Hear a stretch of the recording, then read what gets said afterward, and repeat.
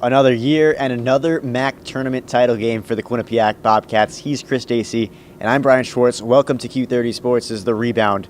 And Chris, it's just almost expected. Year in and year out, it is expected for that matter. And today, it was someone different. Again, Paula Stroutmanet had the big game, and head coach Trisha Fabry recognized her after the game. I just want to add, because we are not talking about Paula Stroutmanet. I mean, she was dominant, 7 of 8. I mean, she wasn't in foul trouble. I've never seen her play offensively as efficiently for the minutes she was in. She was outstanding. And when she really plays well, we are tough to beat. She was so good today.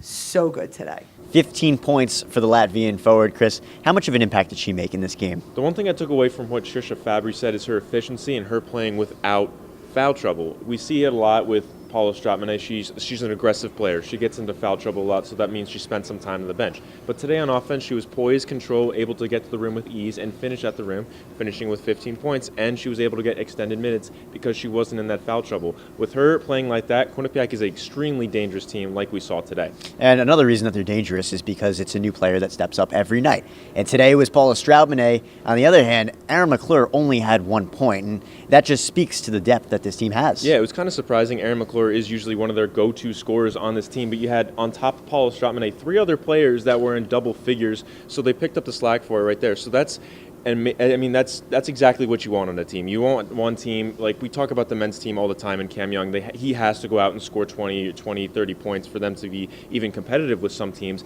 But now, with the depth that this team has, it could be anybody at any given night.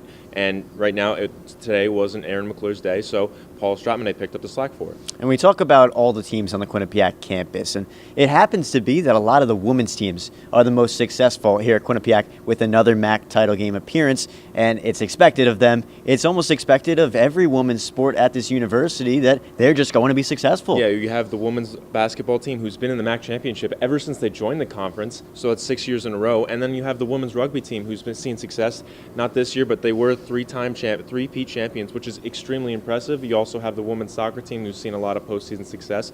It's uncanny, and all these teams deserve some respect. They have been getting it. There's also a fan bus that's been offered to come to the game tomorrow. That email was sent and ready right after the game ended. We were in the press conference. We all got that email. So women's sports are making an impact at Quinnipiac and athletics, and students need to start taking notice. It's great to see, and I'm sure students will be taking notice tomorrow in the 2019 MAAC Women's Basketball Title Game.